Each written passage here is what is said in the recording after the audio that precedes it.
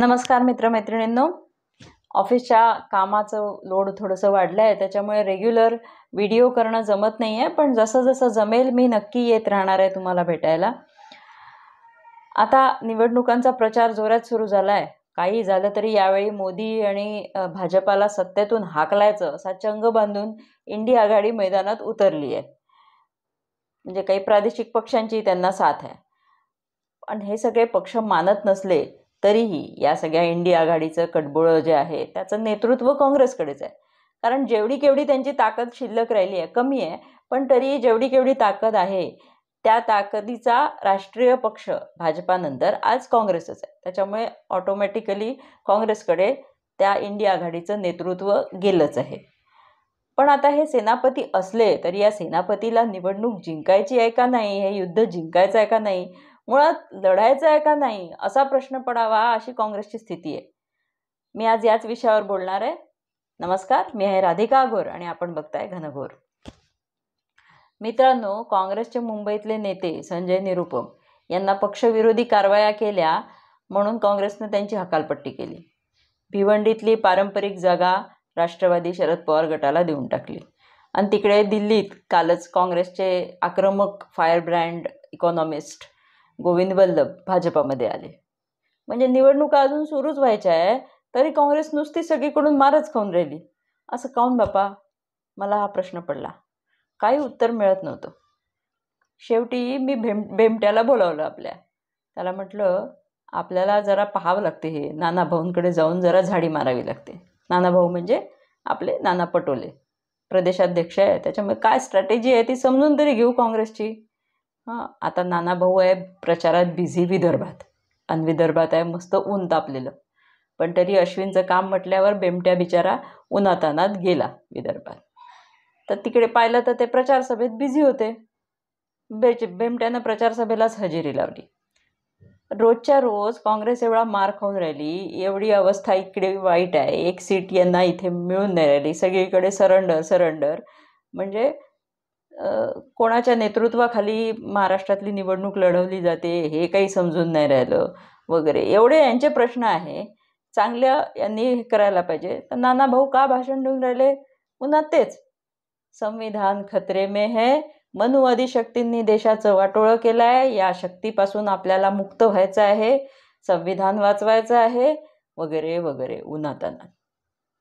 नाना भाऊ, ये तो आप तब से बोलते आ रहे हैं जब गौतम बुद्ध भी जिंदा थे, अभी कुछ नया बताइए, कुछ कीजिए नया. उन्हातानात आपलं तेच तेच तेच तेच गुराळ संविधान आणि मनुवादी ऐकून बेमट्यालाही बोर झाला आणि त्याला काय करावं काही समजेना. शेवटी तो स्टेजवरच एका कोपऱ्यात गेला आणि झोपून गेला. त्यांनी काही पुढचं पाहिलंच नाही. म्हणजे आता महाराष्ट्रात महाविकास आघाडीतला सगळ्यात मोठा पक्ष आणि अजूनही न फुटलेला पक्ष असला तरी यांची अशी अवस्था आहे. काँग्रेसचा कोणी नेता नाही, म्हणजे एकही नाही.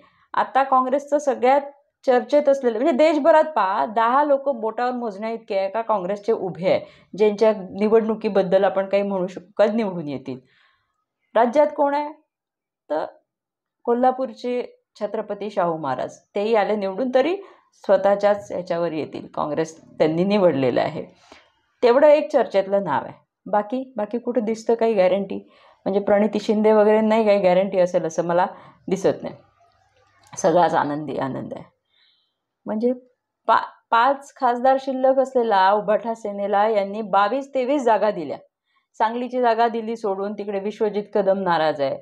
इकडे मुंबईत दक्षिण मध्य मुंबईची जागा, तिथे खरं म्हणजे धारावी वगैरेचा जो भाग आहे तिथे एकनाथ गायकवाडांचं वर्षा गायकवाडांचं चांगलं काम आहे, तर तिथे वर्षा गायकवाड चांगल्या उमेदवार ठरू शकल्या असत्या. पण ती दिली सोडून उभाठाला. आणि ती दिली कोणाला तर ज्यांना काही मतं मिळणार नाही, निवडून येण्याची अजिबात गॅरंटी नाही, अशा उभाठाच्या अनिल देसाईंना. इकडे वायव्य मुंबईतून संजय निरुपम इच्छुक होते, पण त्यांचंही काय केलं तर माहीतच आहे. ती जागा पुन्हा उभाठाच्या अमोल कीर्तीकरांना दिली. मग काहून एवढे शरण जाऊन राहिले काही समजतच नाही. म्हणजे राज्यभर यांचा प्रभाव पाडू शकेल असा एक नेता यांना 10 वर्षात तयार करता आला नाही, कोणीच नाही. आणि एका नेत्याच्या ह्याच्याखाली नाही. तिकडे अशोक चव्हाण भाजपात गेले तर नांदेड मराठवाडा पट्टा ओस पडला. विलासरावांच्या नंतर देशमुख कुटुंबाचंही आता काही राहिलं नाही. ते देशमुखांचे पोरही फार इंटरेस्टेड असतील असं वाटत नाही. मग विदर्भात कोण आहे तर नाना पटोलेच. हां, म्हणजे आता नाना पटोले प्रदेशाध्यक्ष आहे, विदर्भातले नेते आहे. मागच्या वेळेला चॅलेंज केलं होतं की मी गडकरीकडनं हारलो तर मी संन्यास घेईन. तो तर काही त्यांनी घेतला नाही. ठीक आहे, राजकारणात असं बोलत राहतात. पण आता जर यांचा तो यूट्यूबर ध्रुव राठी वगैरे एवढा सांगून राहिला का तानाशाह डरा हुआ है आणि भाजपाला काही मिळणार नाही आहे वगैरे, तर मग नानाभाऊ काहून नाही उभे राहिले गडकरींच्या विरोधात? तानाशहाचा एकतरी शिलेदार पाडता आला असता मस्त, आणि जाता आलं असतं केंद्रात. नानाभाऊ नाही, तिकडे त्या विकास ठाकरेंचा बळीचा बकरा केला आहे, ते नाही. पश्चिम महाराष्ट्रात जायचं तर तिकडे आता पृथ्वीराज चव्हाण थकले. सोलापुरामध्ये सुशीलकुमार शिंदे आपल्या पोरीच्या याच्यातच अडकले आहे. सांगलीची जागा गेल्यामुळे कदम कुटुंब नाराज आहे, पाटील कुटुंब नाराज आहे. मुंबईत तर यांचा कोणी नेताच नाही, कोकणात तर काँग्रेस कधी नव्हतीच. म्हणजे कुठं आहे काँग्रेस राज्यात? म्हणजे कसं? म्हणजे मला आठवतं आमच्या लहानपणी देशभरात काँग्रेसच होती, काँग्रेसचीच सत्ता. आमच्या घरामध्ये जनसंघ भाजपाचं वातावरण होतं आणि आमच्या घरातले लोक, मोठे लोक दरवेळेला निवडणुकीत भाजपाला मतदान करून यायचे, पण घरी येऊन सांगायचे का हारणारच आहे आपला उमेदवार. माहीतच असायचं, त्यांनाही माहीत असायचं, उमेदवारालाही माहीत असायचं. आणि त्याच्यानंतर मेहनत करून झालेला पराभव हे लोक पत्करायचे, हसत हसत स्वीकारायचे, पुन्हा सायकलवर टांग मारून प्रचाराला मोकळे. असे सगळे भाजपाचे नेते आम्ही लहानपणी खूप पाहिले आहे, जनसंघाचे, भाजपाचे. कारण काँग्रेस तेव्हा देशातला सर्वशक्तिमान पक्ष होता आणि त्यांना हरवू शकत नाही, त्यांना हरवणं एवढं सोपं नाही, हे सगळ्या भाजपाच्या नेत्यांना माहीत होतं. पण तरीही ही आपली वैचारिक लढाई आहे, आपल्याला दीर्घकाळ ही घेऊन जायची आहे आणि आपल्या विचार लोकांपर्यंत कधीतरी पोचवायचे आहे, ते पोचतील हा विश्वास, ही आशा त्यांना होती. आणि त्या विश्वासानंच ते त्याच्यात कोणतीही अपेक्षा न ठेवता पक्षात वर्षानुवर्ष काम करायचे. आणि हारले तरी पण, किंवा काही जागा नाही मिळाली, उमेदवारी नाही मिळाली तरी पण कोणी पक्ष सोडून जायचं नाही, असं गेलेलं मला आठवत नाही भाजपाचे लोक. अशी पिढी आहे, त्याच्यातून भाजपा तयार झाला आहे आणि हे झालं आहे. आता आज काय स्थिती आहे? आज भूमिका बदलली आहे. म्हणजे आता पूर्वी जो भाजपाला विश्वास होता त्याचं रूपांतर आत्मविश्वासात झालं आहे, कुठे कुठे अति आत्मविश्वासातही झालं आहे. आणि मात्र पराभव पत्करण्याची, त्याच्यातून उभं राहण्याची, जिंकण्याची अशी काही सवय नसलेले काँग्रेसी सगळे नेते जे आहे ते मात्र आत्मविश्वास गमावून बसले आहेत. म्हणजे राहुल गांधी नेता आहे का नाही हाच त्यांचा मोठा प्रश्न आहे. आहे असून अडचण, नसून खोळंबा, अशी सगळी स्थिती आहे. आणि त्याच्यामुळे ते तिथेच अडकून पडले आणि त्यांना काही समजत नाही.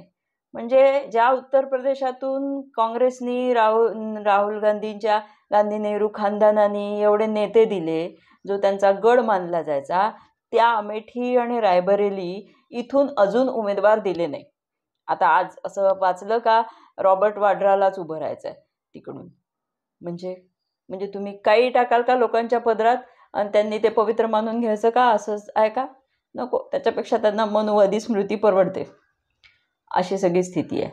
म्हणजे तिकडे गुजरातमध्ये आम आदमी पार्टीने यांना 2 जागा दिल्या, 2 जागा दिल्या आणि यांनी त्या घेतल्या, अशी सगळी स्थिती आहे. म्हणजे लोकसभा तर लढण्यात म्हणजे यांना फक्त हे आहे का, तो 54 मॅजिक फिगर, आपली त्यांची मॅजिक फिगर आहे 54 का, विरोधी पक्षनेत्याचं पद तरी आपल्याला मिळते का नाही, अशी स्थिती आहे. ते तर लोकसभेसाठी आहे, पण त्याच्यानंतरच्या विधानसभेसाठी सुद्धा महाराष्ट्रामध्ये काहीच यांना हे नाही आहे. खरं तर बाकी राज्यांपेक्षा पुष्कळ अनुकूल वातावरण काँग्रेसला होतं. ताकद लावली असती तर वोट शेअर तरी वाढवता आला असता, पण काही यांना लढायचंच नाही. म्हणजे अशी यांची सगळी स्थिती पाहिली ना मित्रांनो, तर मला वाटतं का आमच्या या स्टेजवर झोपलेल्या बेमट्यासारखी काँग्रेसही झोपी गेली आहे. मग त्यांना मेहनतच करायची नाही, ऑलरेडी हारले आहे, जिंकायचंच नाही आहे तर लढायचं कशाला, अशा स्थितीत आहे. बरं, पैसे तरी उमेदवारांनी आपल्या खिशातून किती काढायचे? पक्ष देत नाही, पक्षाने बोंबाबोंब केली आहे का आमचे खाते गोठवले आहे, त्याच्यामुळे आम्ही काही पैसे देऊ शकत नाही. उन्हातानामध्ये आपलं फिरायचं आणि मग हारायचं, असं कसं? म्हणजे हे आहे. आता राहुल गांधीला भाजपाचे स्टार प्रचारक सगळेच म्हणतात, भाजपावाले तर म्हणतातच. पण मला महाराष्ट्र काँग्रेसची स्थिती पाहिली तर असं दिसतं का जेव्हा नानाभाऊ आले मोदींना भेटून आले असं ते सांगतात की मी मोदींना भेटून सुनावून आलो. तेव्हा काही अशी तर डील नाही झाली का नानाभाऊ इकडे येऊन साहेब मी तुमचं काँग्रेसमुक्त भाजपाचं जे काँग्रेसमुक्त भारताचं जे स्वप्न आहे ते निदान काँग्रेसमुक्त महाराष्ट्र तरी करतो अशी तर डील घेऊन नाही आले, म्हणून प्रदेशाध्यक्ष म्हणून अशी जबाबदारी पार पाडून राहिले का ते, असं वाटायला लागलं मला. तर पटवले का तुम्हाला? आपलं पटलं का तुम्हाला? आपल्याला काय बाबा, आपण प्रचार सभा पाहायच्या, मनुवादी, संविधान बचाव वगैरे मजा बघायची, आहे की नाही. आता इथेच थांबते. हा व्हिडिओ आवडला असेल तर लाईक करा, शेअर करा आणि सबस्क्राईब करा. धन्यवाद.